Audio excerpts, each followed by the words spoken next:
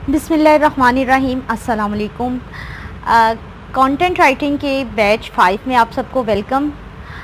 आज से हमारा कोर्स स्टार्ट होने जा रहा है और होपफुली इस कोर्स में जितना कुछ भी सिखाया जाएगा और मैं कोशिश करूँगी कि बिल्कुल एक प्रोफेशनल तरीके से और चीज़ों को आसान करते हुए आपको समझाऊँ, जिससे आपको समझ भी आ जाए, जिससे आप सीख भी लें और ज़्यादा मुश्किल पेचीदा चीज़ों में जाने के बजाय मैं आपको इजी वे में आपको कंटेंट राइटिंग बताऊँ। आज का जो मेरा लेक्चर है वो है इसके इंट्रोडक्शन के बारे में। वो आपको आउटलाइन जो आज के लेक्चर की वो मिल जाएगी। और उर्दू के स्टूडेंट्स और इंग्लिश के होता अक्सर ये है कि हम समझते हैं कि उर्दू कंटेंट राइटिंग और इंग्लिश कंटेंट राइटिंग तो डिफरेंट चीज़ें हैं। इसमें डिफरेंस होता है लेकिन एक हद तक, क्योंकि आप ये समझ लें कि उर्दू कंटेंट उर्दू ज़बान में लिखा जाता है, इंग्लिश कंटेंट इंग्लिश ज़बान में लिखा जाता है। अब कुछ लोग कहते हैं कि उर्दू कंटेंट राइटर जो हैं वो इंग्लिश कंटेंट नहीं लिख सकते, लेकिन ये आपको इस कोर्स में मैं बिल्कुल इस बात को गलत साबित करूँगी। इसके लिए सम टिप्स एंड ट्रिक्स होती हैं, चाहे आपकी इंग्लिश कितनी भी अच्छी हो, चाहे आपकी उर्दू कितनी भी अच्छी हो। उर्दू वाले इंग्लिश लिख सकते हैं, इंग्लिश वाले उर्दू लिख सकते हैं। इसके अलावा कंटेंट राइटिंग मुख्तलिफ़ ज़ुबानों में हो सकती है। मेरी इस टाइम कुछ स्टूडेंट्स हैं वो चाइनीज़ में भी कर रहे हैं सिर्फ, और उन्हें चाइनीज़ नहीं आती, जस्ट वो ट्रांसलेशन ऐप्स वगैरह यूज़ करके और फिर भी बहुत अच्छे तरीके से वो काम कर रहे हैं। चलिए, आप जहाँ जहाँ आप लोगों को लगे कि कोई मसला है या कोई चीज़ रह गई है, मैं भी कोई चीज़ रह जाती है तो मैं अपने लेक्चर में ऐड कर लेती हूँ और दरमियान में, और जहाँ भी आपको कुछ लगे तो आपने मुझे फ़ौरन बताना है। अभी पहला जहाँ हमारा लेक्चर है और जो मैंने आपको फेसबुक का ग्रुप बना के भेजा था, आपको लेक्चर वहाँ पे भी रिसीव हो जाएगा और लेक्चर का लिंक और यहाँ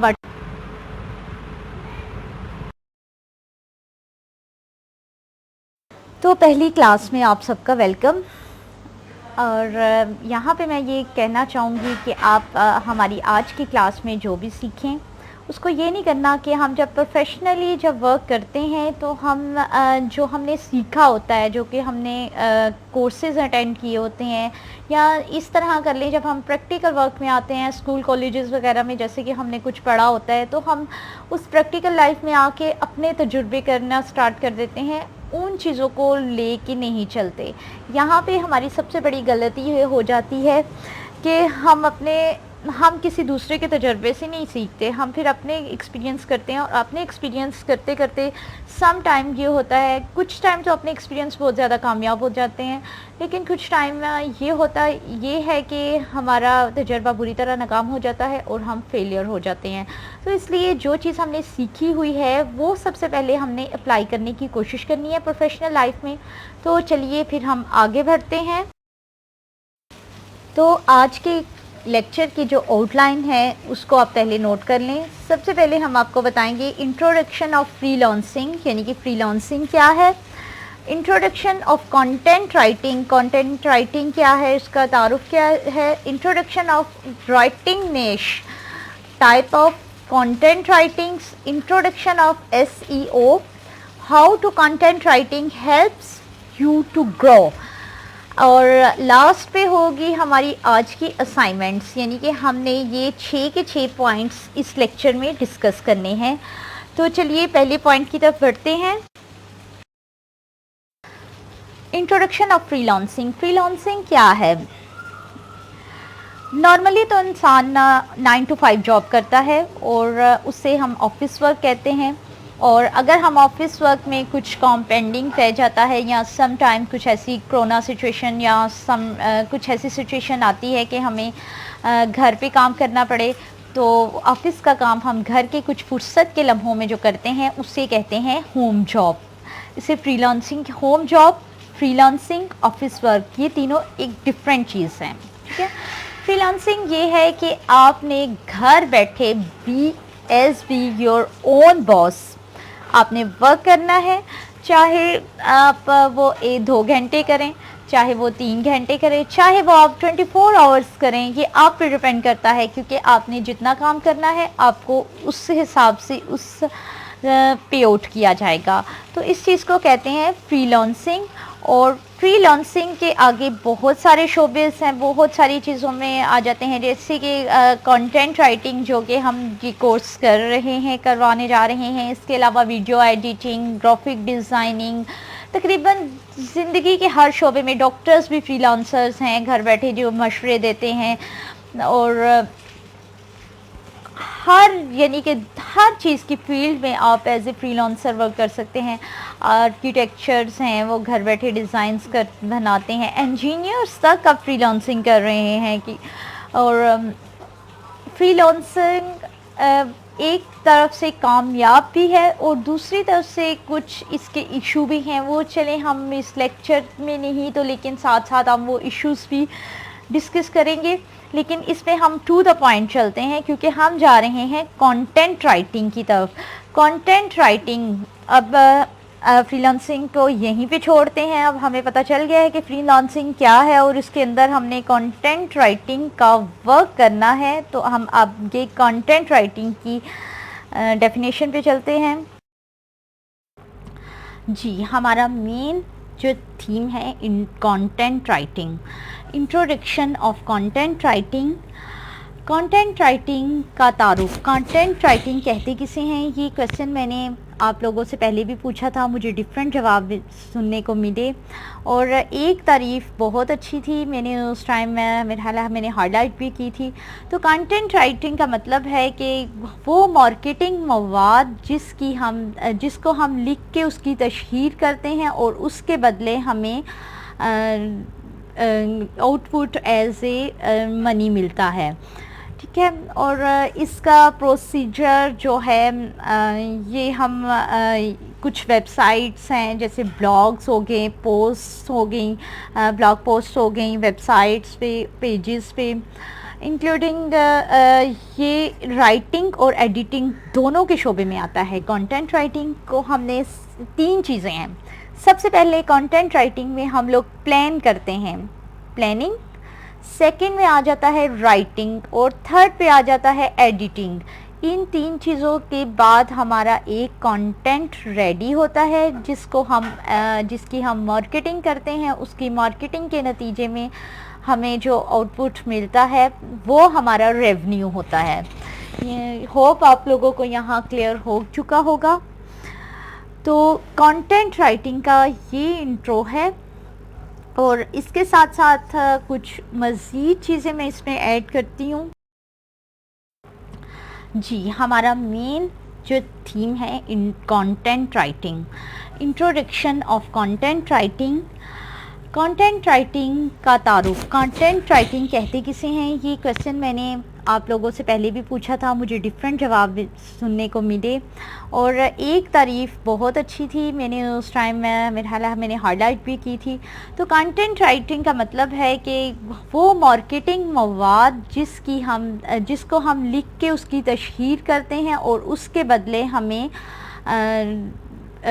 आउटपुट एज ए मनी मिलता है, ठीक है। और इसका प्रोसीजर जो है, ये हम कुछ वेबसाइट्स हैं, जैसे ब्लॉग्स हो गए, पोस्ट हो गई, ब्लॉग पोस्ट हो गई, वेबसाइट्स पे, पेजेस पे, इंक्लूडिंग ये राइटिंग और एडिटिंग दोनों के शोबे में आता है। कंटेंट राइटिंग को हमने 3 चीज़ें हैं। सबसे पहले कंटेंट राइटिंग में हम लोग प्लान करते हैं, प्लानिंग।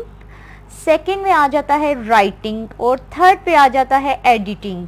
इन 3 चीज़ों के बाद हमारा एक कंटेंट रेडी होता है जिसकी हम मार्केटिंग करते हैं। उसकी मार्केटिंग के नतीजे में हमें जो आउटपुट मिलता है वो हमारा रेवेन्यू होता है। होप आप लोगों को यहाँ क्लियर हो चुका होगा। तो कंटेंट राइटिंग का ये इंट्रो है और इसके साथ साथ कुछ मज़ीद चीज़ें मैं इसमें ऐड करती हूँ। अब हम बात करने जा रहे हैं कंटेंट राइटिंग की टाइप्स, कितने तरह से कंटेंट राइटिंग हो सकती है।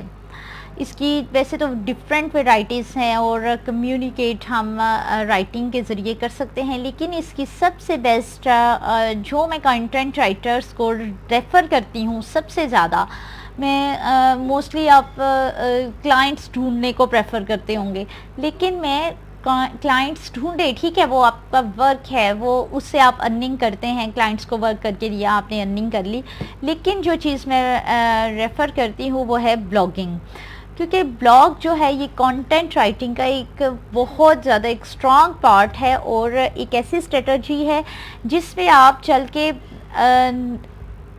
आप मज़ीद इस पे वेरियस वर्क करते हुए आप अपना एक पूरा राइटिंग सेटअप खड़ा कर सकते हैं।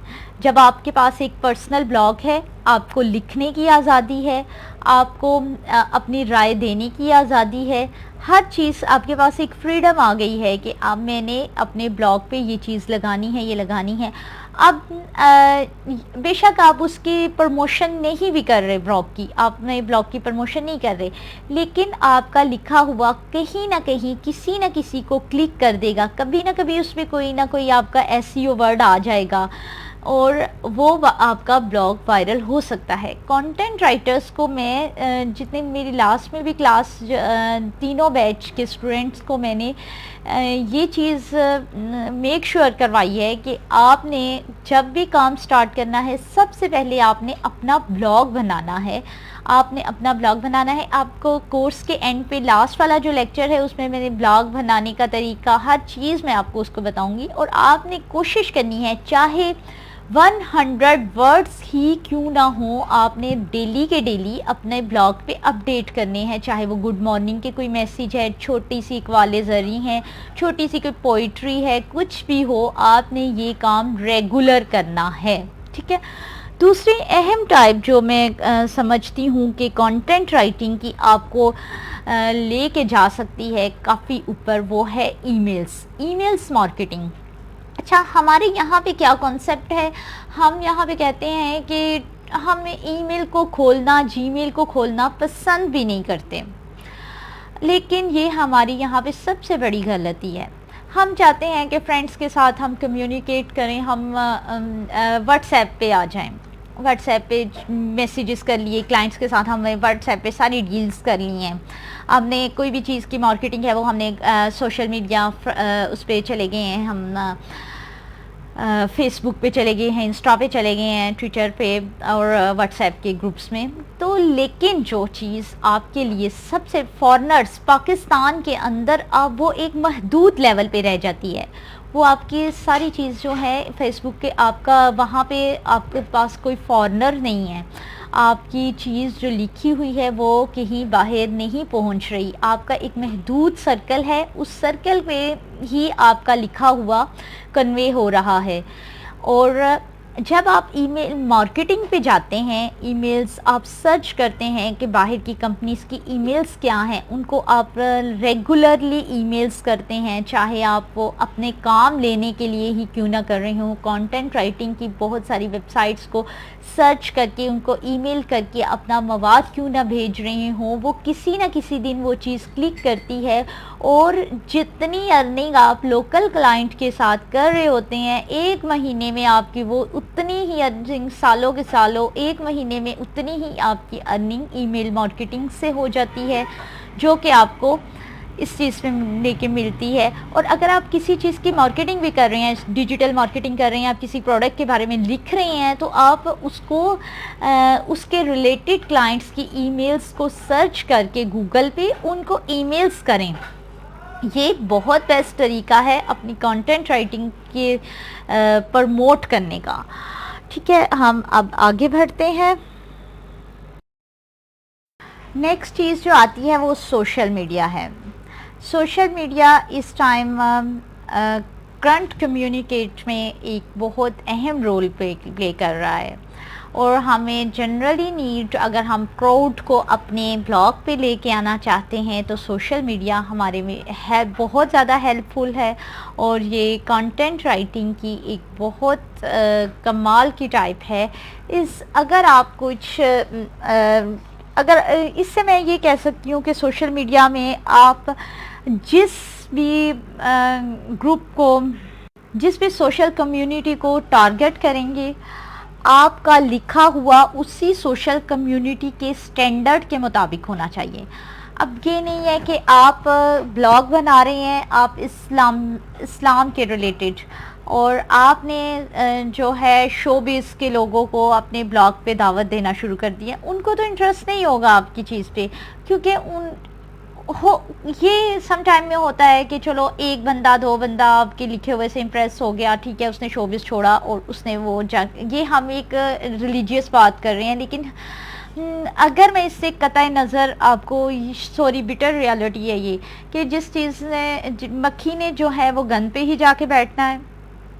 हम अपने बिज़नेस पॉइंट ऑफ व्यू पे ही चलते हैं, और इस हिसाब से मैं चलें ये इस तरह कह रहे हैं कि जिस बंदे को खेलों में इंटरेस्ट है वो शोबिस का चैनल नहीं देखेगा, वो उसको तो खेलों का चैनल देखना है। और आपने अगर अपने लिखे हुए की सोशल मीडिया पे प्रमोशन करनी है तो आपने उस टारगेट को उस ऑडियंस को सॉरी उस ऑडियंस को टारगेट करना है जो कि आपके नेश से रिलेटेड हो, ठीक है। और सोशल मीडिया में कामयाबी का यही तरीका है, ठीक है। इसके बाद आ जाता है एड्स एंड सेल्स कॉपी। इसमें सेल्स कॉपी एड्स बिल्कुल प्रमोशन का बहुत बड़ा ज़रिया है। आप एक अपनी छोटी सी डिजिटल एड बना सकते हैं, इसके लिए बना भी सकते हैं। और अगर आपको ग्राफिक्स वगैरह डिज़ाइनिंग या कोई चीज़ नहीं आती तो आप अपना जब आप वर्क अपना स्टार्ट करते हैं तो आप अपने ही कमाए हुए पैसों से जो कुछ अर्न कर रहे होते हैं उसमें से थोड़ा सा इन्वेस्ट करें और एक अच्छी सी अपनी ऐड बनाएं कि मैं कंटेंट राइटर हूँ एंड दिस इज़ मेरा ये सारा सिनेरियो है, और अपना नीचे एड्रेस और ये सारा कुछ दे दें। ये भी एक टाइप है कंटेंट राइटिंग की और इसको प्रमोट करने की। और प्रोडक्ट कंटेंट, अब ये प्रोडक्ट कंटेंट ये सबसे इस टाइम जो डिजिटल कंटेंट या प्रोडक्ट कंटेंट इस टाइम सबसे हमारा जो है हॉट टॉपिक बना हुआ है। आजकल हर बंदा अपनी चीज़ की प्रमोशन चाहता है और उन्हें कंटेंट राइटर्स की तलाश होती है। आपने उन बंदों को तलाश करना होता है जिनको ये हमारा कंटेंट चाहिए, ठीक है। प्रोडक्ट्स, अब ये प्रोडक्ट्स क्या हैं, इसकी वेरियस, ये सारा हम कोर्स के दौरान, ये आज तो मैं मुकम्मल इंट्रोडक्शन और आउटलाइन बता रही हूँ, फिर मैं आगे आपको सारा इसका तरीका बताऊँगी कि आपने किस तरह से प्रोडक्ट कंटेंट हंट करना है और क्या करना है, प्रोसीजर सारा ये इंशाल्लाह आपको नेक्स्ट में होगा। चलें हम आगे बढ़ते हैं। नेक्स्ट में आ जाता है वाइट पेपर्स।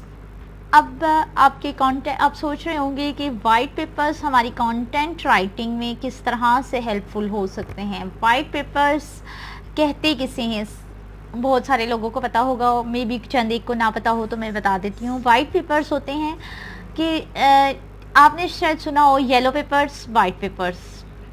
येलो पेपर्स और वाइट पेपर्स कुछ ये एड्रेसेस होते हैं, कुछ home addresses and some time business addresses. Yellow pages होते हैं बिज़नेस एड्रेसेस, वाइट पेपर्स होते हैं होम एड्रेसेस। इसमें सम टाइम में इसमें भी वाइट पेपर्स में बहुत सारे जो हैं बिज़नेस के और शॉप्स वगैरह की डिटेल होती हैं। आप गूगल करेंगे तो आपको इसके बारे में बेटर आइडिया हो जाएगा। वहाँ से आप इंटरनेशनल ऑडियंस को टारगेट कर सकते हैं, ठीक है। और नेक्स्ट जो टाइप है वो है ब्रांड जर्नलिज्म। आप as a journalist press release और न्यूज़ के साथ ब्रांड स्टोरीज और इंटरनल कम्युनिकेशन जो है इसके ज़रिए आप वर्क कर सकते हैं एज ए कंटेंट राइटिंग। ये नहीं करना आपने कि आपने डायरेक्ट न्यूज़पेपर के लिए लिखना है। बहुत सारे ऐसे हमारे पास जर्नलिस्ट आते हैं, मेरे पास मोस्टली आते रहते हैं जिनको अपने कॉलम लिखवाने होते हैं। बस उन्होंने अपने, उनको शौक होता है कि हमने अपने नाम से ये चीज़ छपवा देनी है। इंटरनल कम्युनिकेशन मतलब कि आपके टॉक शोज़ हैं, उन टॉक शोज़ पे बैठे वो लोग बात कर रहे होते हैं लेकिन वो अल्फाज आपके होंगे। अब आपने वो उस जोक की तरह ये नहीं कहना आपकी भी चैनल लगा हो तो आपने कहना है ओहो ये तो मैंने लिखा था, ये मेरे अल्फाज बोल रहे हैं, बोल रहा है लेकिन अल्फाज मेरे हैं। आपने बस लिख के देना है, ठीक है, और अपने पैसे लेने हैं। ये आपको काइंड्स बता रही हूँ कि किस तरह के काइंड्स में आप अर्निंग कर सकते हैं और अब आगे से कैसे हायर करना है और आपने सारा कुछ किस तरह से करना है, यही हम आगे कोर्स में बताएंगे। और एट द एंड में ये दावा करती हूँ कि आप में से 100% स्टूडेंट्स, मुझे यकीन है कि अर्निंग के काबिल हो जाएंगे अगर आप लेक्चर्स को कम्प्लीटली फॉलो करेंगे तो, ठीक है। अब आप कंटेंट राइटिंग में कैसे ग्रो कर सकते हैं, तो इसके लिए एस्टेब्लिश योर ब्रांड, अपना ब्रांड बनाए, मेक्स मार्केटिंग स्ट्रेटजी और इंगेज ऑडियंस। आपने अपने माइंड में रखना है कि ये 3 चीज़ें हैं जो आपको कंटेंट राइटिंग की फील्ड में कामयाब बना सकती हैं। एक अपना ब्रांड बनाना, और फिर दूसरा आपने जो बेस्ट मार्केटिंग स्ट्रेटजी, तीसरा इंगेज द ऑडियंस। इन 3 चीज़ों को किस तरह से आपने लेके चलना है ये भी हम कोर्स के दौरान ही डिस्कस करेंगे, लेकिन मैं आपको ये 3 बेस्ट चीज़ें बता रही हूँ कि आपने इन 3 चीज़ों को माइंड में हमेशा रखना है, जब इसके बगैर आप ग्रो नहीं कर सकते, ठीक है। और ये हमारा, मेरा ख्याल है 4th लेक्चर का हमारा डिटेल पार्ट है।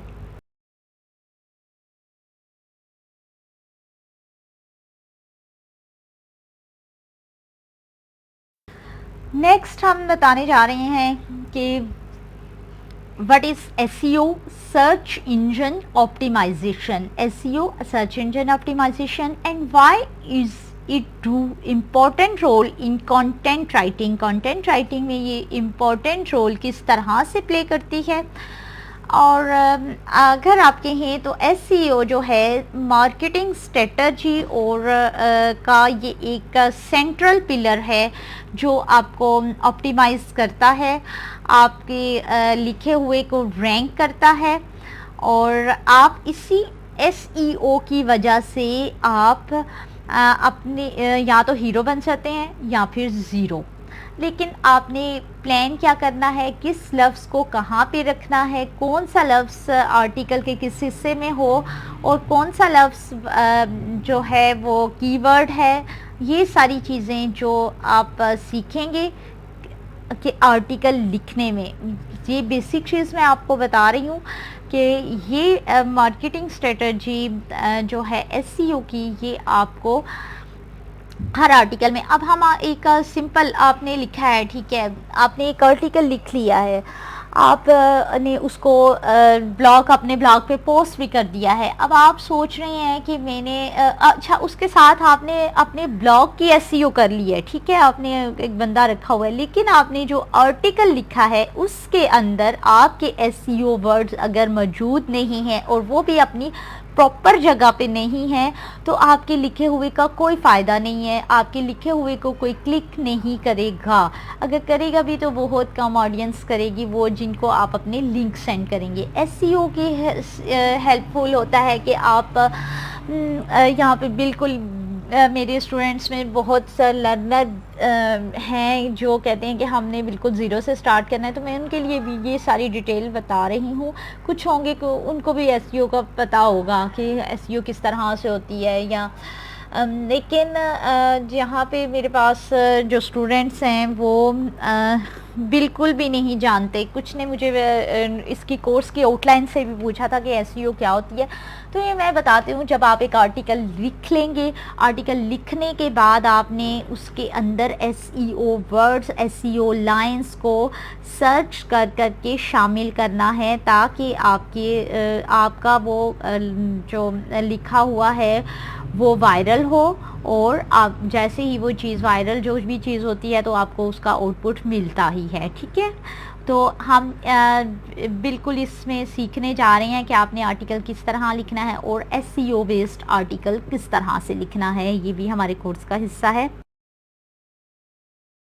अब आपके सामने एक ग्राफ बना आ रहा होगा, जब आपने कंटेंट राइटिंग का कोर्स कंप्लीट कर लेना है, मोस्टली होता ये है कि जब हम कोर्स कर लेते हैं तो हमारे पास एक क्लाइंट आ जाता है, तो हम ये सोचते हैं कि हम दिनों में ग्रो कर जाएंगे, लेकिन ऐसा नहीं होता।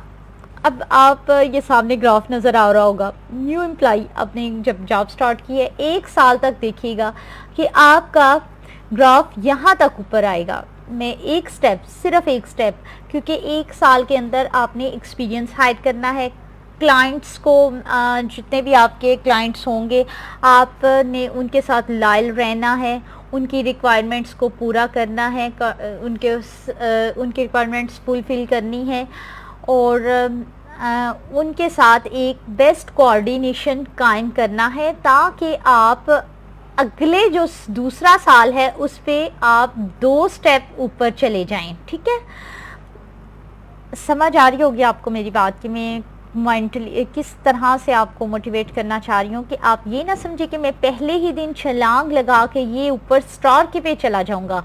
इस पे आपको अपना टारगेट अचीव करने के लिए, अगर आप सोचते हैं कि मैं कंटेंट राइटिंग के पहले ही साल बहुत ज़्यादा अर्निंग स्टार्ट कर दूँगा, मेरे पास गाड़ी आ जाएगी, ये वो प्लान चीज़, तो इस तरह से नहीं होता। आपका 1 साल जो है वो मेहनत तलब करता है, 2 साल आपको तजर्बा हासिल करने में लगते हैं और अब तीसरे साल जो है आप अपने गो थ्रू हो जाते हैं कि आप अपनी मंजिल को अचीव कर लें। इसलिए आपने पेशेंट से काम लेना है। आपने ये नहीं कहना कि मैं फ़ौरन से जो है ऊपर चला जाऊं और अपना गोल अचीव कर लूं।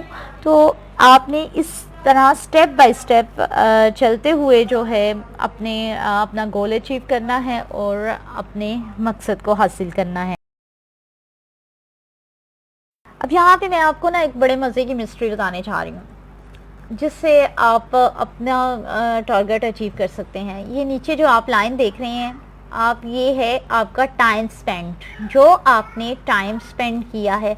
आप डेली का एक फिक्स कर लें कि मैंने इतने घंटे, 2 घंटे, 3 घंटे ये लिखने में सर्व करना है।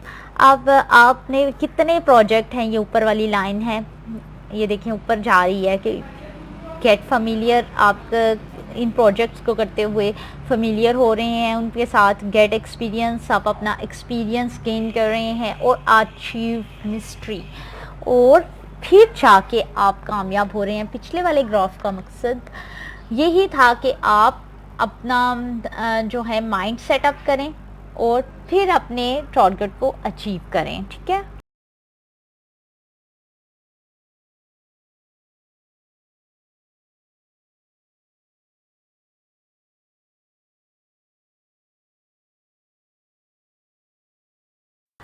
तो ये था कंटेंट राइटिंग का तारुफ और वो प्रोफेशनल अप्रोच जिस पे आप चल के और जिस पे अमल करके आप कंटेंट राइटिंग की फील्ड के अंदर जाएंगे और इंशाल्लाह कामयाब होंगे। और हमारे आज का लेक्चर यहाँ तक ही था। आपको होपफुली समझ भी आई होगी और आपको पता भी चल गया होगा कि कंटेंट राइटिंग किस तरह से होती है और इसमें आगे हमने क्या चीज़ को लेके चलना है। जो हमने बेसिक मेन थिंग्स बता दी हैं, आगे हमने किस तरह से एलेबोरेट करना है, किस तरह से वर्क क्लाइंट्स हायर करने हैं और उनके साथ कोलैबोरेशन बनानी है, ये सारी चीज़ें फिर हम आगे नेक्स्ट के लेक्चर्स में हम देखेंगे। आज का लेक्चर जो था वो सिर्फ एक था पुशअप, कि आपको पुशअप किया जाए कि आपने अगले 9 दिन क्या सीखना है। आज आपने प्लान कर लेना है, इसको इंट्रोडक्शन आपने स्टार्ट कर लिया है, आपने प्लान कर लेना है कि मैं क्या करने जा रहा हूँ और मुझे किस तरह से इन सब लेक्चर्स को लेके चलना है और फिर अपनी प्रोफेशनल लाइफ में किस तरह से इनको अप्लाई करना है। आज की हमारी जो असाइनमेंट्स हैं इंग्लिश उर्दू दोनों के स्टूडेंट्स के लिए, जो इंग्लिश में कंटेंट राइटिंग करना चाहते हैं, जो उर्दू में करना चाहते हैं, वो आप अपने अल्फाज में, मैंने भी किसी इंटरनेट से हेल्प से या फिर किसी भी ब्लॉग पोस्ट से या गूगल से सर्च लेके आपको नहीं बताया कि कंटेंट राइटिंग का इंट्रोडक्शन क्या है। मैंने वो चीज़ जो मैं काफ़ी सालों से अप्लाई करती चली आ रही हूँ, जो मैंने सीखा है, जो मेरा एक्सपीरियंस है, मैंने उस एक्सपीरियंस के हवाले से आपको इस चीज़ का तारुफ़ करवाया है। और आपने भी जो आज मुझसे सीखा है, उसको आप किस तरह से लेते हो। तो आपने आपने 10 लाइन्स कल मुझे अपने लेक्चर में ये लिख के दिखानी है असाइनमेंट में, और असाइनमेंट आपने मुझे पर्सनली भी सेंड कर सकते हैं, और मुझे आप ग्रुप के अंदर भी आप मुझे सेंड कर सकते हैं। और उसमें आएंगी 10 लाइन्स में क्या क्या होगा: introduction of content writing, and why you want to learn content writing, यानी कि आप कंटेंट राइटिंग क्यों सीखना चाहते हो। आपके कल के आज के जो सवाल हैं उनके जवाब मुझे जब मिलेंगे तो हम फिर एक नेक्स्ट में, अगर आप सब लोग एग्री हैं, तो हम एक ज़ूम मीटिंग रखेंगे। उस ज़ूम मीटिंग में हम डिस्कस करेंगे, हर एक का इंडिविजुअल डिस्कस करेंगे कि आपने ये चीज़ सीखनी है, तो आपको इसके सीखने के लिए क्या क्या पहला स्टेप उठाना होगा। तो अगर आप ज़ूम मीटिंग नहीं रख सकते तो इंडिविजुअली मुझसे ये डिस्कस ज़रूर कीजिएगा, क्योंकि ये पॉसिबल नहीं है। मुझे काफ़ी सारे ने इनबॉक्स भी किया है कि आपने कहा था कोर्स के स्टार्ट में कि हम ज़ूम मीटिंग डेली रखेंगे, तो हमारे लिए उसको अटेंड करना पॉसिबल नहीं है। तो आप मुझे, इसलिए ही मैंने ये लेक्चर जो है ना, आज 1 अप्रैल है, तो मैं ये 10 दिनों के अंदर अंदर सारे लेक्चर रिकॉर्ड कर रही हूँ। और कुछ रिकॉर्ड में कुछ इस तरह से भी कर रही हूँ कि अगर मेरे पास कोई मुझे चीज़ मिस हो जाए तो दोबारा से मैं उसका एक मज़ीद रिकॉर्ड ऐड करके तो वो चीज़ भी मैं ऐड कर दूँ। ये 2 फ़ायदे होते हैं रिकॉर्डेड लेक्चर के। तो इसके साथ कुछ चीज़ें ऐसी भी होती हैं जो कि at the spot to the point हमने डिस्कस करनी होती हैं। तो वो चीज़ यही है कि आप या तो ज़ूम मीटिंग आपस में कर लें, कि टाइम सेट कर लें और मुझे बता देंगे आप इस टाइम में अवेलेबल सब होंगे, या फिर सेकंड में ये चीज़ है कि आप पर्सनली मुझसे इससे डिस्कस करें कि आप कंटेंट राइटिंग क्यों सीखना चाहते हो। मैं आपको इसकी स्ट्रेटजी बताऊंगी कि आप ये चीज़ें इस वजह से सीखना चाहते हैं, तो आपको कहाँ से स्टार्ट करना है और किस तरह से लेके चलना है। मिलते हैं फिर इंशाल्लाह नेक्स्ट लेक्चर में, तब तक के लिए अल्लाह हाफिज़।